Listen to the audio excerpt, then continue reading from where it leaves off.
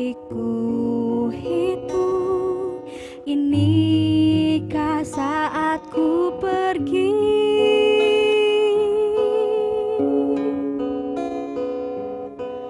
Oh Tuhan, ku cinta Dia, berikanlah aku hidup, takkan ku sakiti Dia, hukum aku bila terjadi.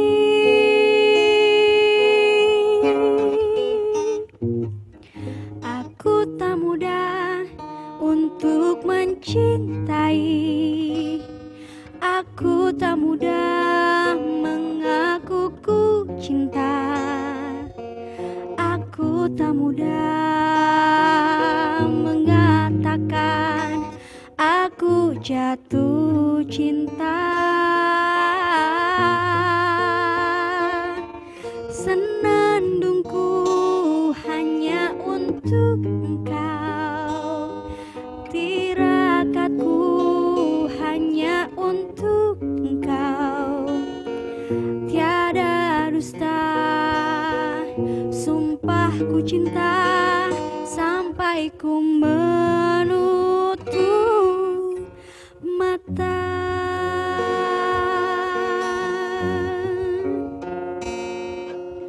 Oh Tuhan, ku cinta Dia, berikanlah aku hidup,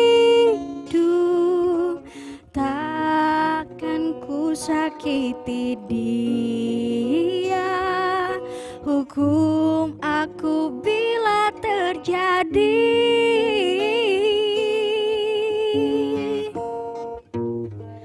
Aku tak mudah untuk mencintai, aku tak mudah mengaku ku cinta, aku tak mudah mengatakan aku jatuh cinta. Senandungku hanya untuk cinta, tirakatku hanya untuk Engkau, tiada dusta, sumpah ku cinta sampai ku menutup mata.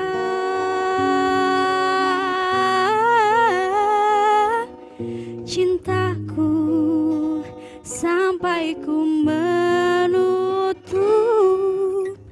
mata. Assalamualaikum warahmatullahi wabarakatuh. Bagaimana kabar Anda pemirsa UB TV? Barusan Anda menyaksikan penampilan dari rekan Giska dan juga Evi, yakni rekan-rekan dari Pusat Studi dan Layanan Disabilitas. Terkait dengan penampilan tadi, tema kita pada hari ini adalah peranan Pusat Studi dan Layanan Disabilitas dalam upaya menjadikan Universitas Brawijaya sebagai kampus inklusif. Melengkapi untuk informasi Anda, hari ini telah hadir beberapa narasumber kami di studio UB TV. Yang pertama ada Bapak Slamet Tohari, S.Phil MA. Beliau adalah Sekretaris PSLD dan dosen Sosiologi FISIP Universitas Brawijaya. Bapak, terima kasih sudah hadir pada hari ini. Sehat Pak kabarnya? Sehat, baik.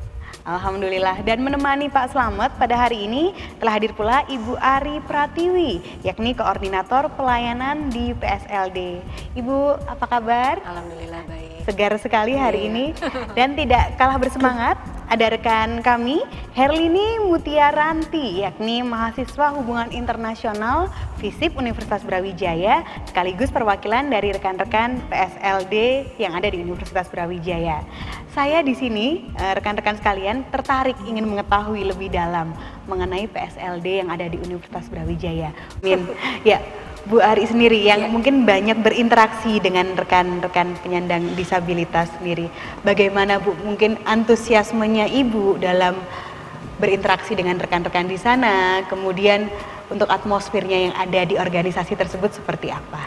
Ya, jadi kalau bicara soal antusiasme, pasti antusias ya kita gitu, karena memang ini terobosan yang baru begitu ya, dan memang juga menjadi tantangan gitu, karena sebelumnya kan kita belum pernah punya mahasiswa yang kemudian membutuhkan fasilitas-fasilitas seperti ini. Otomatis kita memang juga mengadakan perubahan-perubahan, kita mengadakan adaptasi-adaptasi dan juga banyak sosialisasi kepada dosen-dosen maupun sivitas akademika yang lain begitu. Lalu untuk atmosfer itu sendiri memang karena kita menerima setiap tahun kuotanya 20 orang gitu ya. Nah, karena kita baru 2 tahun ini jadi 33 jumlah mahasiswanya, sehingga memang mereka ini kalau ibaratnya kalau bahasa Jawa tuh guyup gitu ya, rukun gitu, jadi seperti saudara. Jadi kami memang juga menyediakan ruang di mana mereka bisa beraktivitas bersama begitu, misalnya seperti belajar, kemudian mereka juga bisa tutorial begitu. Jadi mereka saling bertemu dan memang ya sudah seperti saudara begitu. Artinya atmosfer kekeluargaan itu begitu kental ya. Iya, betul. Ya. Kalau untuk Mutia, alasannya bergabung di Brawijaya, Mutia, pada saat memilih untuk masuk Brawijaya itu apa kalau boleh tahu?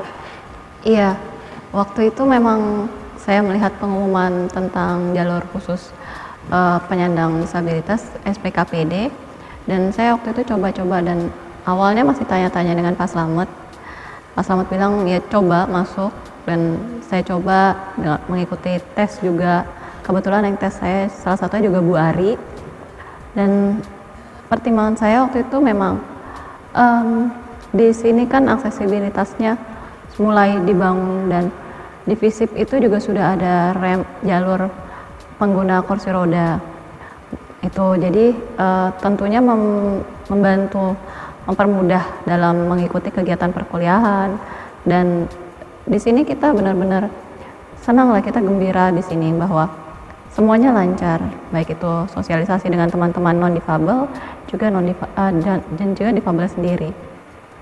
Artinya kenyamanan itu juga yang membuat Mutia memilih untuk bergabung di Brawijaya ya? Iya. Iya, betul.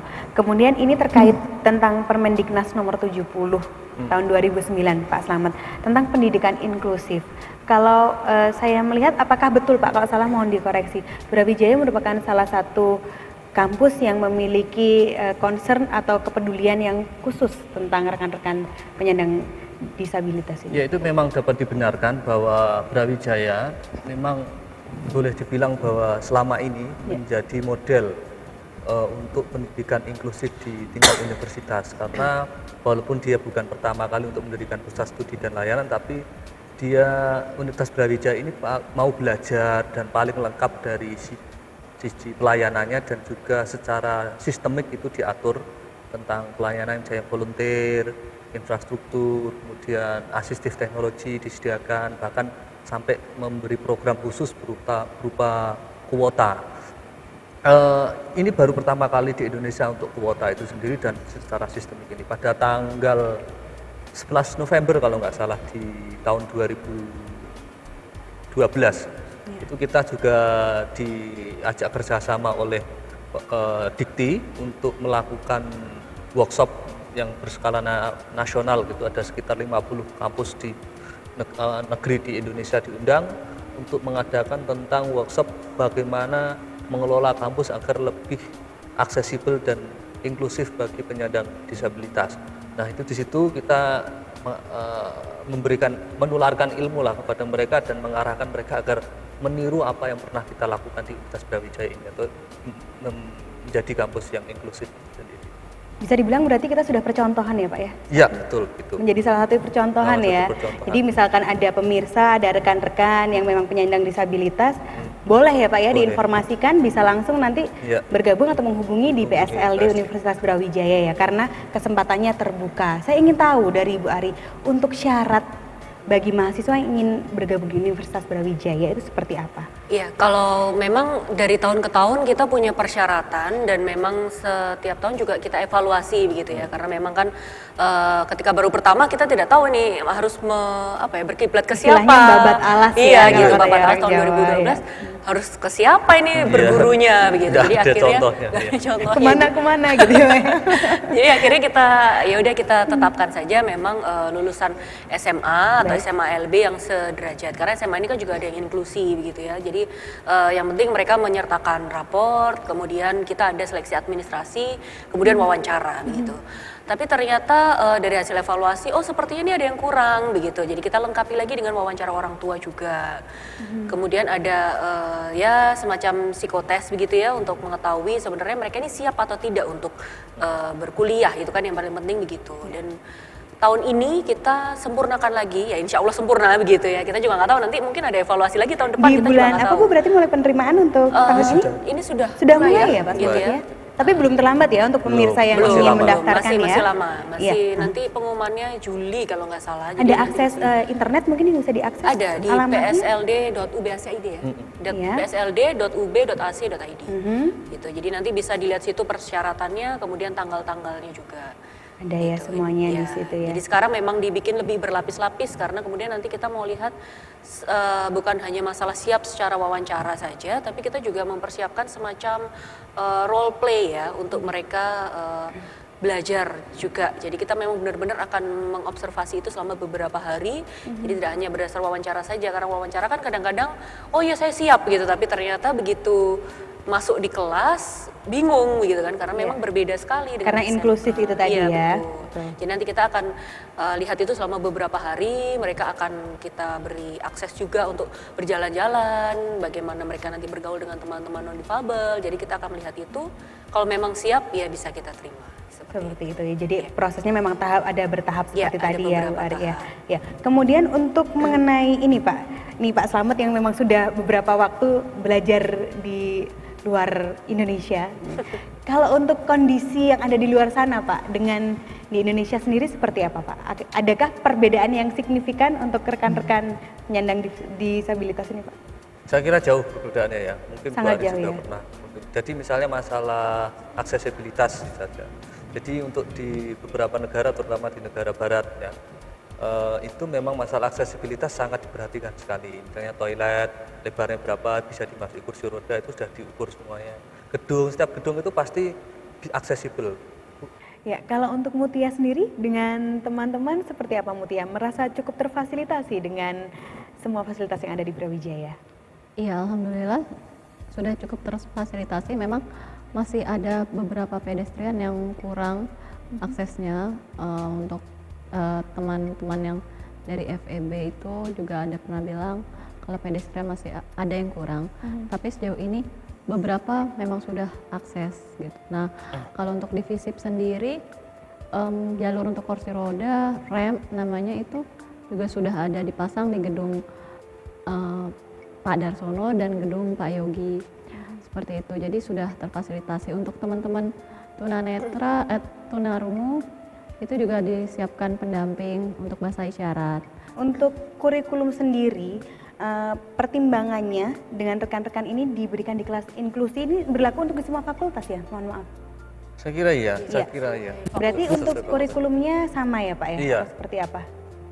Jadi sebenarnya kita tidak membedakan yang namanya saja inklusi gitu kan. Berarti di mana mahasiswa penyandang disabilitas itu kita baurkan dengan mereka, kurikulumnya kita samakan, akan tetapi kebutuhan selama dalam proses belajar mengajar itu kan antara siswa satu dengan yang lain berbeda, apalagi dengan penyandang disabilitas. Nah itu kita penuhi, misalnya kebutuhannya, misalnya dia butuh note taking bagi tunarungu itu kan butuh note taking untuk mencatat atau butuh penerjemah bahasa isyarat atau butuh printer braille dan seterusnya, itu kita penuhi gitu. Jadi kalau masalah kurikulum dan seterusnya itu memang tidak kita bedakan kecuali untuk tunarungu. Misalnya ada tes TOEFL. TOEFL kan ada listening, speaking, conversation. Nah untuk itu bagi tunarungu listening kita tiadakan, kan nggak mungkin mendengarkan gitu. Itu sudah kita koordinasikan dengan Pak Dekan dan juga Pak Rektor dan juga dengan akademik bahwa yang memang untuk bahasa Inggrisnya untuk tunarungu diganti dengan yang lain. Dan itu secara legal, secara internasional juga memang setelah kita baca-baca ya memang ada, memang seperti itu. Artinya semuanya bisa disiasati dan ada jalan keluarnya ya Pak ya. Ya. Pak, kemudian saya ini mendengar untuk PSLD di Universitas Brawijaya sudah melakukan penjajakan dengan universitas yang ada di luar negeri, betul begitu Pak? Pernah, iya. Ya, seperti apa mungkin bisa diceritakan dan menjadi inspirasi untuk teman-teman mungkin yang ada di tingkatan SMA ya, yang ingin bergabung di universitas setelah ini? Jadi kita pernah melakukan kerjasama dengan Australia, dengan Macquarie University di Sydney, untuk pengembangan penelitian dan pelayanan bagi penyandang disabilitas di Brawijaya dan di khususnya Indonesia tentang asistif teknologi khususnya. Akan tetapi setelah dalam proses berjalan tentang ternyata pemerintah Australia melakukan kebijakan yang itu akhirnya di sananya itu berhenti gitu. Dan kalau Mutia ini, Mutia kan sudah sering sekali kita bertemu gitu ya. Saya melihat untuk Mutia ini bisa menjadi perekat dengan teman-teman yang lain. Jangka panjangnya Mutia untuk PSLD ini apa Mutia? Sebagai yang aktif dalam organisasi. Iya, jadi sejak saya tergabung di PSLD, itu memang kita seperti yang Bu Ari bilang, kekeluargaan itu terjalin erat. Udah seperti saudara sendiri, bukan hanya sekedar teman. Dan memang muncul ide-ide untuk mengorganisir teman-teman ini dalam suatu perkumpulan organisasi, dan inisiasi itulah yang coba kami wujudkan. Dan kemudian memang ini masih dalam penggodokan. Alhamdulillah memang teman-teman menyambut baik, dan diharapkan ini bisa mewujudkan cita-cita PSLD sendiri untuk mewujudkan kehidupan inklusi yang kita lebih ke ranah mahasiswa, antar mahasiswa saja. Karena kan memang ada beberapa misalnya mahasiswa yang mungkin kurang dioptimalkan di himpunannya atau di BEM-nya, atau mungkin ada beberapa fakultas yang belum ada mahasiswa difabelnya, sehingga diharapkan teman-teman semua ini bisa membantu mereka memahami, oh disabilitas itu nggak perlu dibedakan seperti itu. Dan selain itu di ranah akademiknya kami juga merencanakan adanya kelompok belajar seperti itu. Baik, diharapkan sih memang kalau yang teman-teman tunanetra atau tunarungu itu juga ada kelompok belajar masing-masing dengan beberapa, memang selama ini juga dengan PSLD sudah ada tutorial ya Bu Ari ya. Dan memang ada kemarin itu minta bahasa Inggris sendiri, dan itu kayak kita belajar sendiri, belajar bersama saja seperti halnya kita belajar di fakultas gitu. Tapi ini kan kita campur dengan volunteer seperti itu. Jadi kita coba maksimalkan potensi teman-teman yang ada, baik itu di bidang seni, akademik dan lain-lain. Salah satunya juga organisasi seperti itu. Jadi memang ini ya, tujuan jangka panjangnya sudah fokus di situ ya Mutia ya. Iya, Mudah-mudahan bisa lancar dan tercapai. Ibu, kembali lagi, selain dari rekan-rekan yang memang tergabung di PSLD, kan juga ada relawan ya Bu ya, seperti tadi yang disinggung oleh Pak Slamet. Itu bagaimana Bu, kalau misalkan ada mungkin pemirsa yang ingin bergabung menjadi volunteer atau relawan? Iya, memang sejauh ini sama seperti yang tadi kita bilang, selalu ada evaluasi. Kalau dulu kita menerima dari semuanya, jadi baik dari Universitas Brawijaya itu sendiri maupun dari universitas lain. Bahkan ada beberapa yang dari universitas tetangga ya, itu bergabung ke kita karena memang berminat gitu ya untuk membantu. Mutia sendiri melihat rekan-rekan relawan ini seperti apa Mutia?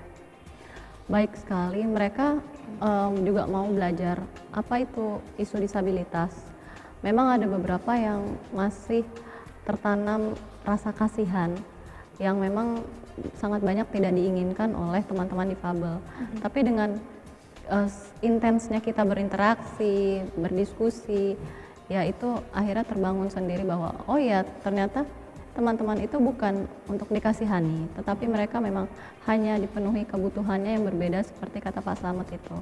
Jadi kita benar-benar tidak hanya di antara teman-teman difabel terjalin kekeluargaan itu, juga dengan volunteer. Kita sama-sama saling bahu-membahu. Banyak kok dari volunteer juga yang saling curhat atau ada ya. Oh sorry, itu pemirsa. Apa Ibu boleh sekali lagi bilang Bu? Saling curhat. Iya. Iya, saling jadian juga ada. Ya, Artinya memang sangat berwarna sekali ya di sana ya. Dan memang kalau saya lihat memang itu ruang kotak yang sangat inspiratif ya Pak ya di situ ya. Iya. Betul Pak? Betul, sangat. Jadi kalau di sana itu perbedaan itu tiba-tiba menjadi luntur gitu, bahwa sekat-sekat yang tadinya itu tidak mungkin kita jumpai dan di stereotip di masyarakat itu menjadi tidak ada lagi, dan bahkan justru saling mengapresiasi antar satu dengan yang lain. Artinya masyarakat sebenarnya harus mengenal dan melihat lebih dekat dengan teman-teman yang ada di PSLD atau penyandang disabilitas ini sebetulnya ya. Karena sekali lagi yang harus digarisbawahi bukan untuk dikasihani, tapi untuk difasilitasi kebutuhan yang berbeda ya Mutia. Ya. Sebelum kita mengakhiri acara ini, saya sebetulnya sayang sekali untuk mengakhiri Pak, karena masih banyak sebetulnya yang ingin saya tanyakan, yang ingin mungkin dibagikan dari Bapak, Ibu dan juga Mutia. Kita akan buat untuk talk show berikutnya, boleh ya? Boleh. Mungkin pemirsa juga akan menunggu-nunggu program khusus dari PSLD. Tapi sebelumnya saya mohon Bapak untuk memberikan closing statement, kira-kira apa yang ingin disampaikan kepada pemirsa, dilanjutkan dengan Ibu dan Mutia. Jadi para pemirsa semuanya, bahwa pendidikan pada prinsipnya itu tidak membeda-bedakan, tapi justru menerima dan memberikan peluang kepada siapapun, perbedaan apapun itu yang dialami oleh individu bukanlah suatu halangan untuk kemudian menolak ataupun mendiskriminasi, tetapi itu hanyalah bagian dari tantangan dan bagian dari pelajaran bagi semuanya, dan kita harus menerima itu semuanya. Saya kira itu. Baik, Bu Ari, silakan. Iya, sebenarnya pada prinsipnya sama sih sama Pak Slamet gitu ya. Cuman memang semoga juga nanti ke depan ini memang kita lebih bisa membantu dan mendukung jalannya program-program ini, sehingga akan lebih banyak lagi teman-teman dukungan masyarakat juga. Dukungan masyarakat, dan akan lebih banyak lagi teman-teman disabilitas yang bisa bergabung bersama kami untuk sama-sama meraih mimpi dan meraih masa depan yang lebih baik begitu. Iya, mudah-mudahan ya cita-cita bersama kita bisa kesampaian. Mutia, silakan. Ya, kalau buat saya, buat teman-teman terutama khususnya di PSLD sendiri, terima kasih untuk kekeluargaan yang terjalin selama 1 tahun lebih kita bersama, dan kita berjuang bersama-sama bersama volunteer juga mewujudkan kebersamaan dalam inklusi. Kita kuat bersama-sama, kita bersemangat bersama-sama bahwa memang pendidikan itu untuk semua, bahwa difabel juga perlu untuk lebih optimal lagi berkontribusi dalam kehidupan kita semua. Baik, terima kasih Mutia, Pak Slamet, Bu Ari atas berkenannya hari ini, tentunya menjadi informasi dan inspirasi bagi pemirsa dan saya pribadi. Sekali lagi terima kasih. Saya tunggu tema-tema berikutnya yang akan menambah informasi kita dan juga pendidikan untuk rekan-rekan di UB TV dan pemirsa. Ya pemirsa, itu tadi perbincangan kami dalam UB Talk dengan rekan-rekan dari Pusat Studi dan Layanan Disabilitas Universitas Brawijaya. Saya Amalia Rizky mewakili seluruh kru yang bertugas undur diri. Dan sebelumnya mari kita saksikan penampilan dari Giska dan Evi. Wassalamualaikum, sampai jumpa, dan UB TV, be the best.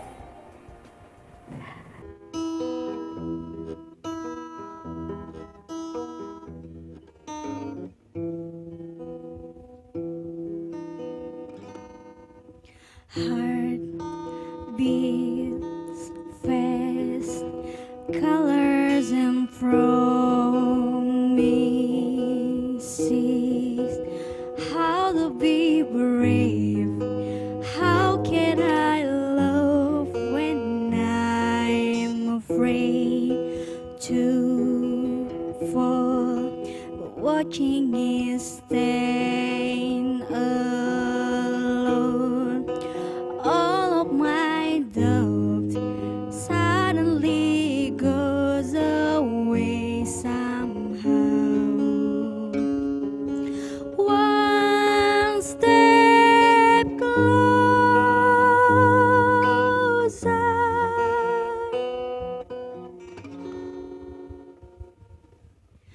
I have died every day waiting for you. Darling, don't be afraid. I have loved you for 1,000 years. I love you for 1,000 more.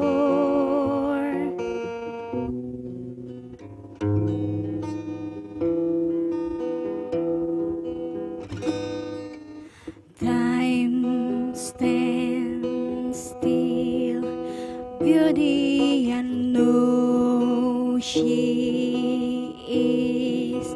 I will be brave.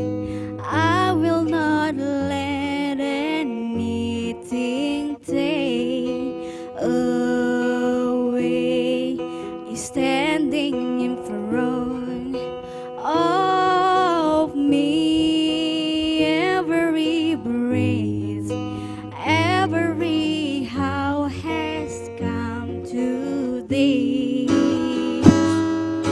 One step closer.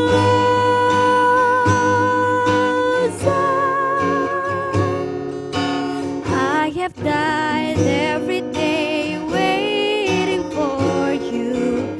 Darling, don't be afraid. I have loved you for 1,000. I'll love you for 1,000 more. All along I believe they will find you.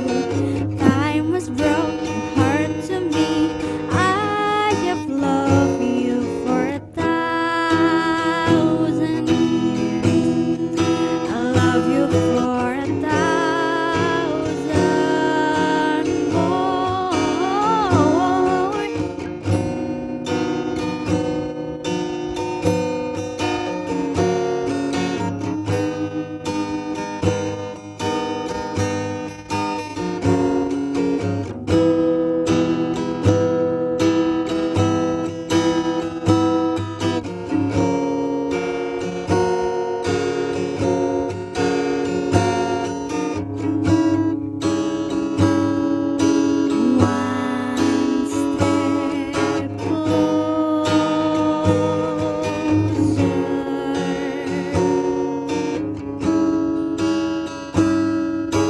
One step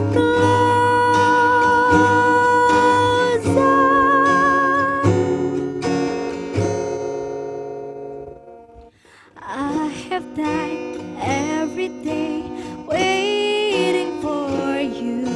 Darling, don't be afraid. I have loved you for 1,000 years. I'll love you for 1,000 more. All along I believe they will find you. Time has brought your heart to me. I have loved you for 1,000 years. I love you for 1,000.